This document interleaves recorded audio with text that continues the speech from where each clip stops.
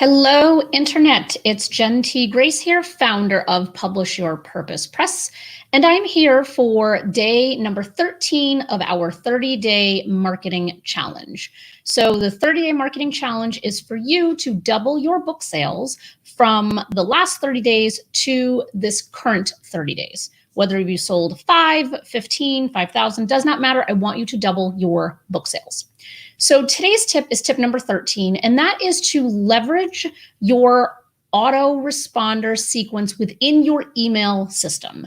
And I know even those words may make absolutely no sense to you at this moment, but I'm hoping in the next couple of minutes, I will be able to provide clarity on what I mean. So in tip number 7, I talked about how to set up your email list, not necessarily the how to, but more so the importance of why you need to have an email list as it relates to putting your content out there, whether it's a book or any other content for that matter.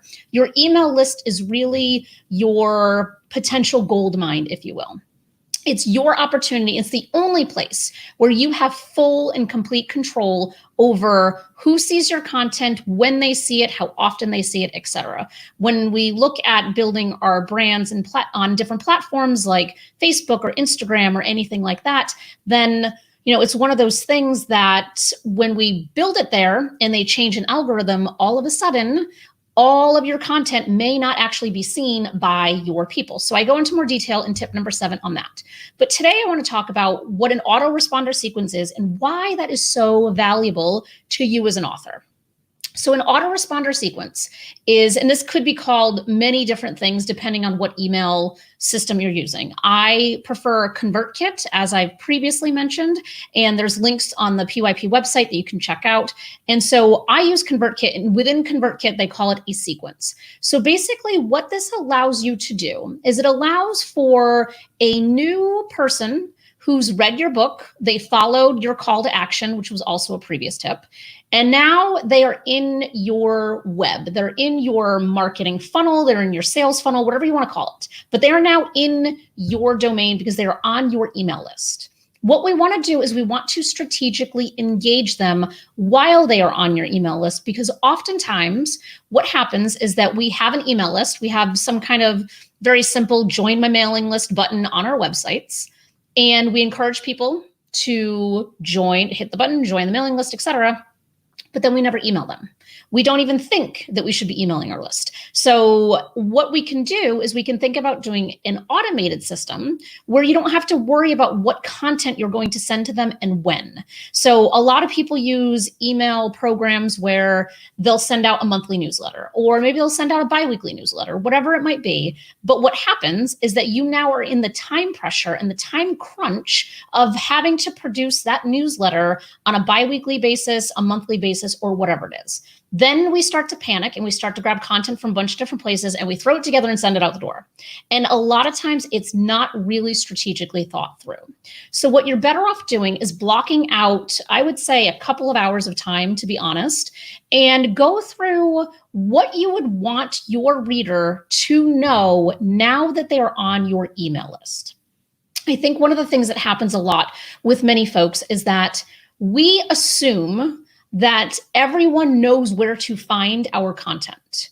We assume that they'd be able to just click here or go there because it's so obviously, visible on the website. But the reality is that most people don't actually know where to find your information, especially if they've come in from different places. So I know at PYP, we have a variety of different giveaways, if you will. So we have our Getting Started for Authors program. We have our 30-day writing challenge. We have a book cost blueprint. So we have all of these different things that someone can come to our website. They can get access to our free program. They can download a blueprint, whatever they might want to do. But once they've done that, then what? So this is what I want to talk to you about today is the then what. So in your case, what I would do is I would look at your book and I would go through and number one, reference back what call to action. And I don't remember the specific tip it was, but it was just in the last couple of days. Go back and see what your call to action to your reader was. Was it that you're giving them some blueprint that they can download? Is it a checklist that they can download? Was it a sample chapter of your book? Whatever that thing is, start there. So that's your starting point. The finish point, most likely, if you are writing nonfiction or you have a memoir that ties into a consulting business or some other business that you might have, speaking, whatever it might be. So now you have, that's kind of like your end goal, is that your end goal might be that you want this reader, now subscriber, to get on your mailing list because you want to sell them something else. You've already sold them the book. So now what else can they buy from you? Is it consulting? Is it an online program? Is it speaking? What is that? So now if we strategically think about this, we want to go from start to finish. We have them and we want them to buy something. So what do you have to do to help them do that? There are thousands upon thousands of different strategies out there. There are strategies out there that are not great and they're very sleazy and they're not coming from a place of service and they're not being mindful of who is on your mailing list. So sometimes you'll get on a mailing list and all of a sudden you are bombarded 700 times with like 55 emails and different, ads that are tracking you, all kinds of stuff within like minutes of being on their website and getting on their list. If that annoys you, then don't do that. I highly recommend to not take that approach. Although there obviously is science and data behind that approach working. I personally do not like it at all. If you go to gettingstartedforauthors.com, that's where you can access our free online course that I created, which helps people, and I know that this is a marketing challenge, but just so you can kind of see how this works. If you check out our course, and it's linked all over our website, you can see what getting on that email sequence looks like.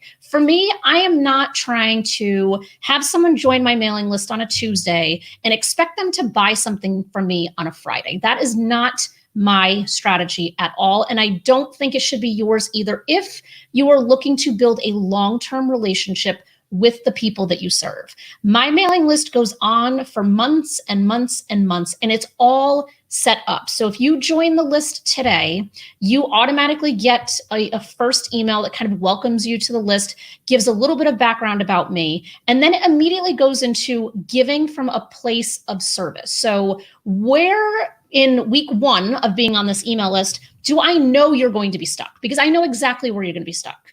Just like in week 2, I also know what might be going through your head, what areas of the writing process you might be challenged with and struggling with.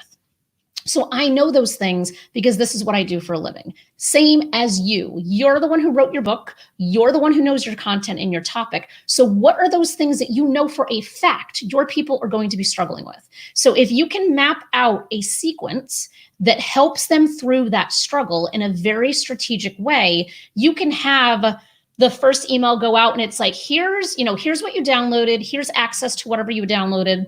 This is a little bit about me. Over the coming X period of time, I'm going to be sending you weekly emails, and this is my intention and hope for you. For me, my intention and hope is that if you get on my mailing list, and this is specifically for those that are looking to write a book, my hope is that you never have to call me. You never need my help. I have it all laid out, and I have tons of free programs that are designed for you to just take it and run with it. I don't have it set up in a very calculated way where it's like, I'll give you just a little bit. I'll give you 10%, but I'm going to hold back 90% because it forces you to have to contact me.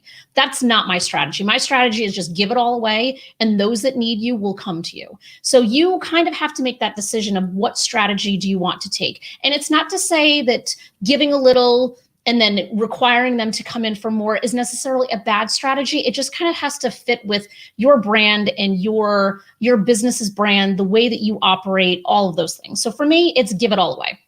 And that's what, my intention behind doing all of this is I want to give it away because those who need me will come to me. And that's how all of my business has built. So again, kind of looking at what you want to do. So then if you can just map it out, and mine is mapped out for, I think at least six months. So when you get on my mailing list today, I don't have to do a single thing, not a single thing until 6 months from now. because my emails are automated and they're going out and they're walking people through a very specific and strategic process of helping them get through, in this case, the struggles of getting a book written. So think about what you can do for your audience. You know, what is the problem that you're trying to solve for them, and how can you strategically walk them through it? And then you can litter all of the emails with very simple calls to action to say, like mine, I don't know the exact wording, but it's kind of like a PS. You know, if you're struggling with this, please feel to reach out to me and schedule time on my calendar. Very simple. So it's not like a, hey, here's a $47 offering, or here's a $97 offering, or whatever it might be, which again, there's nothing necessarily wrong with doing it that way. It just has to be in alignment with who you are, who you stand for, what your brand is doing, and what you're selling ultimately. So if you're selling a $40,000 keynote speech, that's going to be, you know, you're going to be more in like a nurturing mode. You're going to be giving and giving and giving, because you're not just going to get them to buy something that's $500 and then immediately be like, duh, I have to hire the speaker at $40,000. It doesn't necessarily work that way. So the whole point of this is to automate your emails to your audience. So that way, when they are ready to engage with you, they will. And so I see this happen a lot on mine, because mine are very personal and I've written all of them, and I'm very intentional about how I want to help people. And I always say, like, if you're struggling, just respond back with what's going on. People respond back, and then I respond back. So it gives me that opportunity to continue to engage with people. If you don't want that engagement, then don't leave open-ended questions that actually prompt people to respond back to you. So again, it's not one is right and one is wrong. It's just a matter of personal preference. There are, as I said, thousands of resources on how to possibly do this. The one resource I will give you, because this is just one more kind of tip to the whole larger puzzle, is email subject lines. You could have the most beautiful, well-crafted, strategically designed email, but if you have a really crappy email heading and a subject line, no one's going to open your email. So I use CoSchedule, and I'll put a link to CoSchedule in the on the page where all of these tips are housed. So publishyourpurposepress.com/marketing. And you can check out CoSchedule there, because I use it for email headings, and it just gives you an idea of, would someone actually open this or not? And it's based on a lot of different science and data. So that is today's tip. This is definitely one of those tips that takes a little bit more time. But if you can just say, just break it down into component parts and say, all right, all I want to do right now is I'm going to spend an hour and I'm going to map out what I want my people to do. Then you can just set a calendar reminder on your calendar, add to your to-do list, your task list, whatever you're using, and just write one of those emails per day. That's what I ended up doing to get all of mine. Because if I tried to sit down and spend 8 hours writing 16 different emails, that would never happen. But if I can just say, all right, my goal, I'm going to spend a half an hour. I'm just going to write from my heart what I think someone is struggling with right now, and then get it out there. And then you can always go back and modify and make it more strategic later. Or if something changes in your industry, you can go back and change it later. It's not like this is completely set it and forget it and it's done forever. Although you can set it up once and make it evergreen, which is a strategy where your content kind of just lives on forever versus being super timely. You can set it up once and then be done. So that is today's tip, which I know is a little bit longer than the other tips, but this is also going to take you significantly longer to execute. So I promise tomorrow's tip will be much more of a higher level where you can just kind of crank out something and feel good about yourself right away. But I'm curious to hear how this goes for you, what you're thinking about. So if you are interested, I am holding office hours every Tuesday at 4 p.m. Eastern time at the time of this recording. In the future, if you're watching this, the office hours, the current ones are listed on the publishyourpurposepress.com website. So if you have questions or you want to share or brainstorm what you're trying to do with your autoresponder, come to the call and I'm happy to kick it up with you and try to figure out what makes the most sense. Additionally, if you need a little extra support, you can head over to our WhatsApp group, which is linked below this video, and it's just purely for accountability. Whatever you are trying to get done, whether you're writing your book or marketing your book or trying to do both at once, which is fine too, you can come to the accountability group and just, be in there and just get support from other people who are in the same process. Final call to action for you today is that if you are interested in a marketing mastermind, very specific to those who are writing nonfiction or memoir that is strategically tied to your business and what you do, whether it's speaking, consulting, etc., I am going to be launching a mastermind in June. So if you would like to get your name on the list, you can go to publishyourpurposepress.com/marketing. It's also listed below this video, and you can submit your application there because I'm looking to really get real-time data of what you need and what you're looking for. So it's going to be a beta test to start to see, what are you looking for and how can I support you? So that's everything. That was a long-winded tip here. So I'm hoping that this is helpful for you. Block out a couple of hours, work on this. I promise you, if nothing else, this will absolutely transform your business and the engagement with your readers and converting them into prospects within your business. So that's everything. I will be back tomorrow for tip number 14. Until then,